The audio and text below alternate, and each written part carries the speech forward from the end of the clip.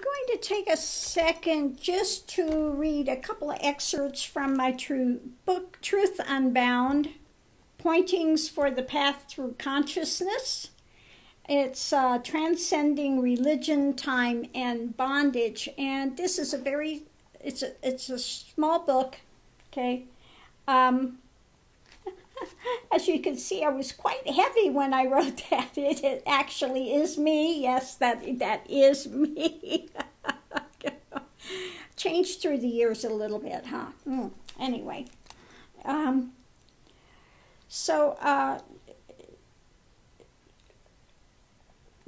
This has got little excerpts. I also have the other book, Kundalini, From Hell to Heaven.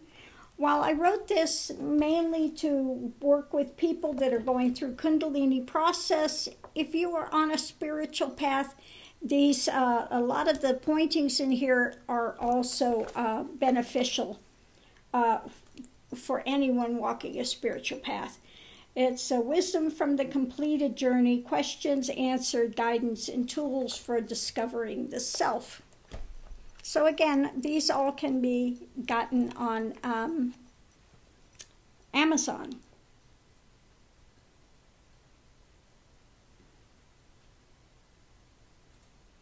Okay. So I'm just going to read a couple of things out of these, just a couple of excerpts. So this is from an excerpt from under practice, and it covers bhakti yoga, jnana yoga, karma yoga, love, knowledge, and service. Okay, so do whatever is being done as a love offering to God and universe. This also develops bhakti and karma yoga as well. Do one thing at a time with full attention, one pointed intention, and then it becomes like a meditation. If you can fully enter into it with one pointed intention and attention, you can go into a active meditation state. Let the gratitude expand and open the heart. It is a perceptible happening. When it is held within the heart of expansion, a bliss will appear. This is the start to the doorway of the realm of Brahman. Being in the heart isn't a location inside the body, but a consciousness, an awareness that comes when focus is pulled away from the external realms. Relaxation takes place, then bliss spontaneously arises. Namaste. If one resonates with it, then it can continue to stimulate the heart. Namaste means, for those that don't know, God within here recognizes God within you. Okay? So it's a recognition that we all come from the same source. So when there is total and complete love, one dissolves until only the lover remains. Okay.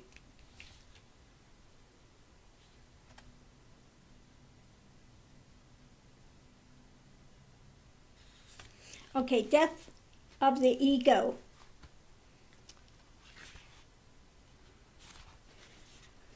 Mankind runs in fear. This is why he attempts to control. Ultimately, he knows that he cannot control, and that scares him to death. Life and death are in the hands of God, and no matter how much of this limited world mankind thinks he can control or affect, in the end, death will come, and this death is feared. The search for truth and the wanting it at any cost gives one the impetus to surrender to the death when it shows up on the path. This is the last barrier that is faced, the last great fear to be transcended. The feeling and the fear of utter extinction when it happens that you reach the veil between knowing and entering into the unknowing, or self, minus the ego ideation of body, mind, etc. While it is true that you know that something will not survive, and this is not unfounded, For in truth there is no thing to survive.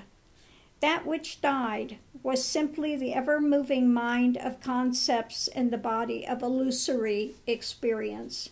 No one sees the face of the Father and lives.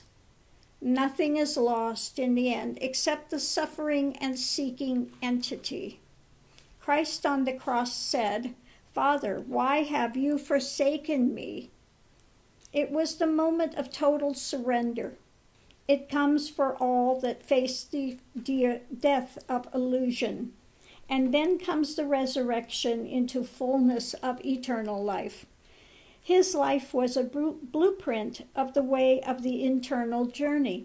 The cross is the moment of transcending that final barrier into the Holy of Holies, going from the mundane life into the life of unbounded spirit.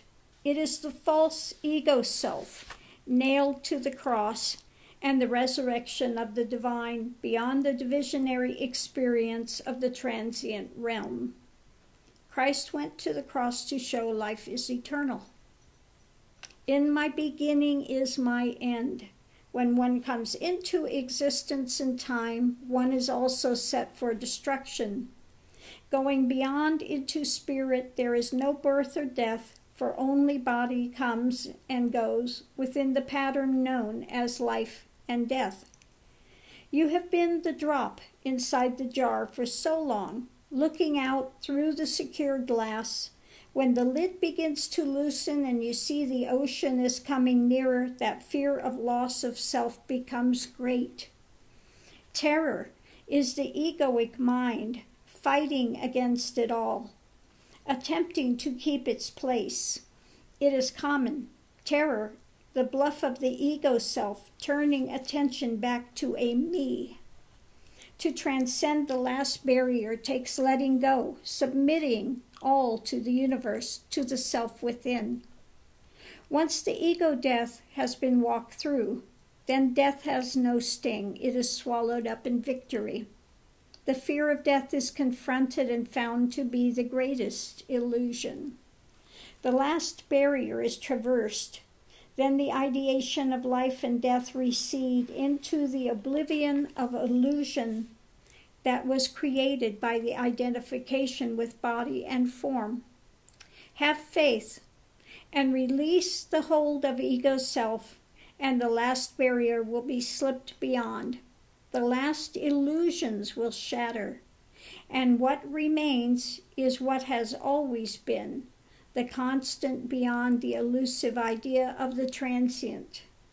The only death one enters is the death of illusion. You find there has never been anything to be liberated from. The great cosmic joke is revealed.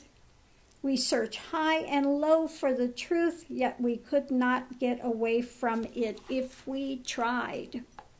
So those are some excerpts from my book, Truth Unbound, which comes from my own journey from persona and suffering self to liberated being.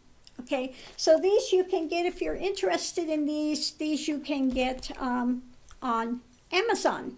Okay, just look for Truth Unbound or Kundalini from Hell to Heaven by Guru Swami G, or by Ganga Karmakar. It's also listed under Ganga Karmakar. Okay. So thanks for tuning in. I hope you enjoyed those excerpts. So some of the things that are in Truth Unbound, I'll just read the